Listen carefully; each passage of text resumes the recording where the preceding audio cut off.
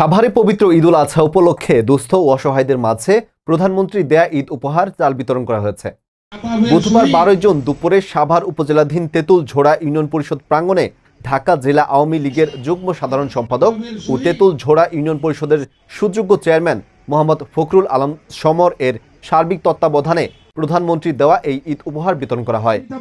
এ সময় UP chairman সকলের সাথে শুভেচ্ছা বিনিময় ও ঈদুল আজহা উপলক্ষে ভিজিএফ এর 399 জনের মাঝে 10 কেজি করে 30 কেজি করে ভিডব্লিউবি এর 90 জনের মধ্যে 2 মাসের জন্য চাল বিতরণ করেন।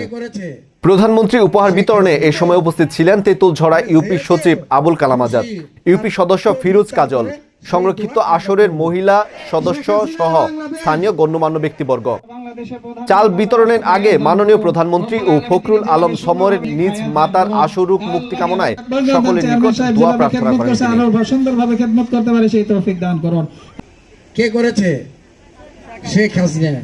তাইলে আমরা কি সকলে খুশি? তো তাহলে যেহেতু খুশি, আমরা সকলে খুশি, আল্লাহ তাআলা খুশি, তাহলে মহান আল্লাহ তাআলা যেন মাননীয় প্রধানমন্ত্রীকে সুস্থ রাখে, বেশি বেশি সুস্থতা দান করে, বেশি দিন জীবিত রাখে, বেশি দিন যাতে এই বাংলাদেশে অসহায় গরিব মানুষের খেদমত করার তৌফিক দান করে, সেই দোয়া আমরা করব।